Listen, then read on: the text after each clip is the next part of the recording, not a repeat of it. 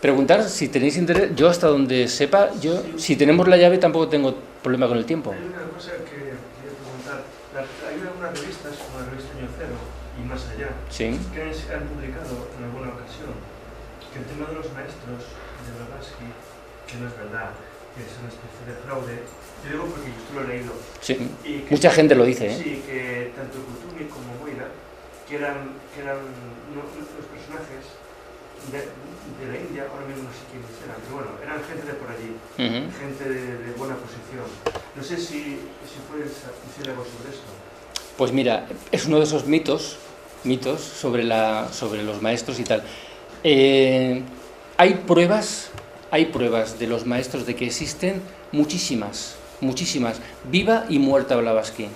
Hay gente que ha contactado con los maestros, que los ha visto, que ha estado en presencia de ellos, que ha recibido cartas de los maestros en vida y muerta Blavatsky.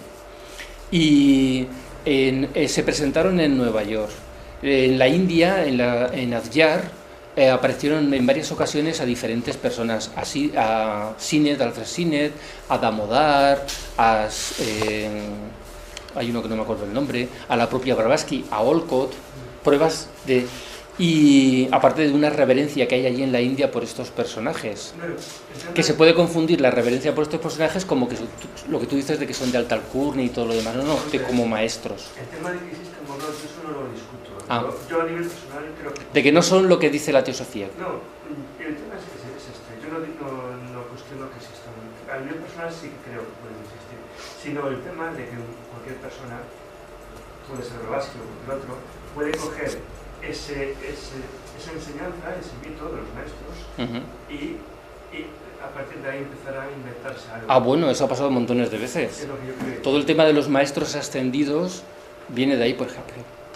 Viene de una utilización de estos maestros y se ha construido alrededor de eso toda una filosofía y todo un grupo con una serie de elementos. Y lo ha hecho mucha gente, o sea, incluso, no sé, iba a decir una barbaridad. No la digo. Pero el tema de los maestros es muy recurrente. Hay mucha gente, mucho maestro que va por ahí diciendo que es enviado de los maestros. Claro, pero ¿qué podemos hacer? El que haya falsos no significa que no haya verdaderos. El problema no es ese, el problema es discernir, poder discernir la fuente, poder discernir lo que es auténtico de lo que no es auténtico. Y eso solo lo da, por lo menos a mí a nivel particular, la experiencia, la investigación, el discernimiento, que Krishnamurti hacía mucho hincapié en el discernimiento. Aprender a discernir, no puedes discernir si no estudias, si no investigas, si no aprendes. Y para eso hay que escuchar a los buenos y a los malos, a los que... Yo, por ejemplo, he aprendido muchísimo de dos libros que los teósofos los odian, entre comillas, que son el Teosofismo, de René Guénon, y el Mandril, de Madame Blavatsky, que es el más reciente. Son dos libros que se meten con la teosofía, se meten con los maestros, se meten con Blavatsky y te sacan todos los defectos. Pero claro, te van contando y te vas dando cuenta de una serie de cosas y que te permite contrastar y sacar tus propias conclusiones. Entonces, yo personalmente creo que existen los maestros. Yo tengo mi evidencia, no de que yo los haya visto y que se me hayan presentado, sino yo tengo mi evidencia intelectual. Yo lo tengo que reconocer, o sea, yo intelectualmente, por sentido común, mi sentido común, que puede estar atrofiado, pero mi sentido común, mis investigaciones, mis estudios me confirman. Además, por ejemplo, uno de los elementos, hay pruebas también, muchas cartas, o la mayoría de las cartas de los maestros que enviaban, primero no se la enviaban solo a Blavatsky, se las enviaban a Olcott, a Harman, a una periodista, Holly, no sé cuántos, americana, que escribió luego un libro, a los familiares de Blavatsky también le llegaron cartas. Hay una cantidad de cartas a un montón de gente. Las cartas a veces caían del techo de un tren, iban en barco y les aparecía la carta. Blavatsky no estaba ahí para hacer ningún tipo de... Y además se han podido estudiar hoy en día las cartas y cuando... Mira... ¿Quieres decir que aparecían esas cartas de manera milagrosa? Se materializaban. Y... Mira, aquí hay un ejemplo, porque era uno de los temas que yo quería hablar hoy. Esto es una carta y eso significa que esa carta hoy en día diríamos que ha sido impresa. No se ha escrito arrastrando la tinta sobre el papel. Eso se ha estampado y hasta casi lo que diríamos una impresora matricial. Entonces, eso ya es un misterio. Podemos a lo mejor, por eso no relacionado con los maestros, claro, las cartas están relacionadas con los maestros, pero las cartas, primero aparecían, estaba la carta del que lo había enviado y encima de la carta, escrito a lo mejor cruzado, la contestación, impresa encima. Y eso es una prueba de que por lo menos algo ahí a tener en cuenta.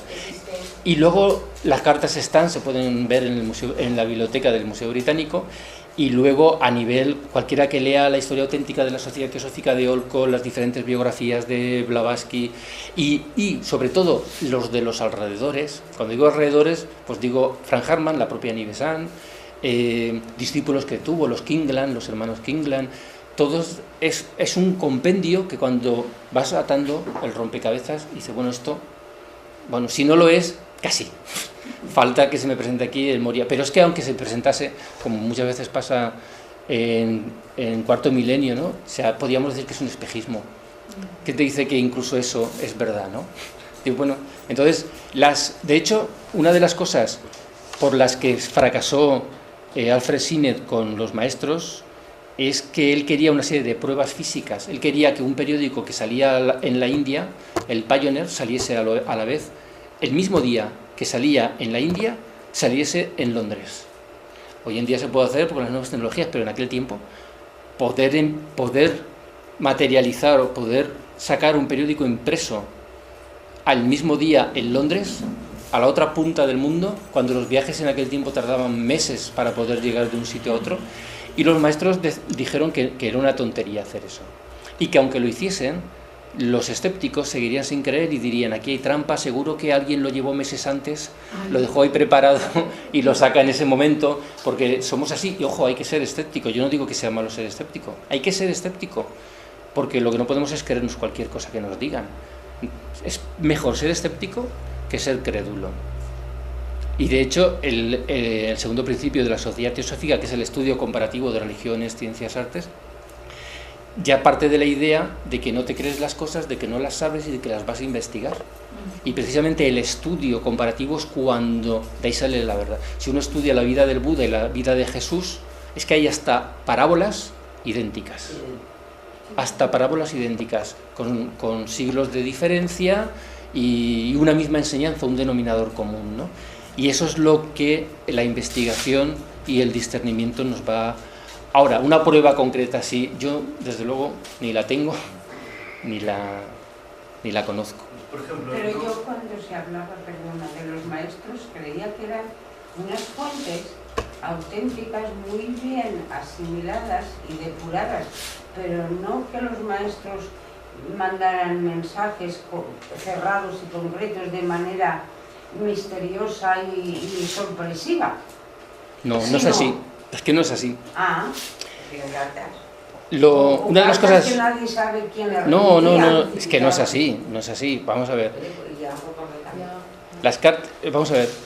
Blavatsky la lanzan al mundo, por decirlo así, la preparan y la lanzan al mundo a conmocionar el mundo con una enseñanza, que es la teosofía.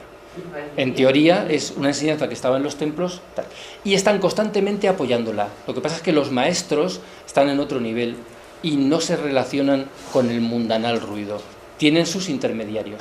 Incluso en las cartas, muchas de las cartas no las escribe directamente ni Kutumi ni Moria, ni los otros maestros, sino que hay discípulos que a través de esos discípulos se escriben las cartas.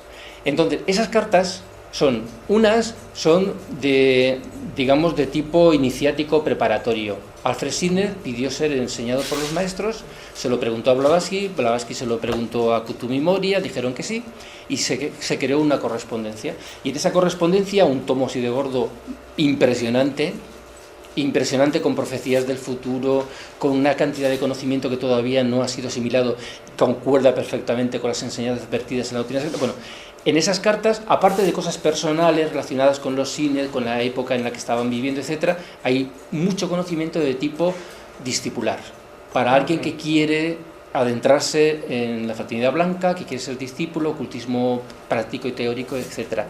Luego hay cartas que son meramente informativas. Hay una carta a la familia de Blavatsky cuando estaba en el Tíbet, diciéndole a la familia que no se preocupe, que en pocas lunas volvería a su casa. Hay cartas a preguntas. De hecho, uno de los mitos es lo que se llama el santuario. No sé si sabéis lo que es el santuario. Me suena así, el santuario. El santuario era un lugar creado en Adyar, un mueble, un armario con una repisa donde se dejaban las cartas que uno quería hacer una pregunta, quería consultar algo a los maestros, se dejaban ahí la carta, se cerraba y al tiempo se volvía y tenías la contestación. Que hay un tema ahí, que si era fraude, si no era fraude, si había detrás una puerta falsa y alguien venía y la cambiaba, etcétera, etcétera, ¿no? Bueno, el caso es que eran cartas a consultas personales, más o menos personales, o sea, hay todo tipo de cartas. Hay cartas de enseñanza y cartas personales, hay cartas donde aconsejan a Olcott qué es lo que tiene que hacer, hay cartas recriminatorias. Hubo un momento en el que Olcott estaba en contra de Blavatsky en la India por una serie de difamaciones y los maestros le riñen, por decirlo, le pegan un toque y le mandan una carta para decirle: ¿tú qué estás haciendo? ¿A Blavatsky la vas a nuestra mejor discípula? ¿La vas a dejar de lado? Etcétera, ¿no? Entonces hay mucho tipo de cartas. Y es la forma, en aquel tiempo, hoy en día lo harían por internet, hoy en día mandarían un correo electrónico.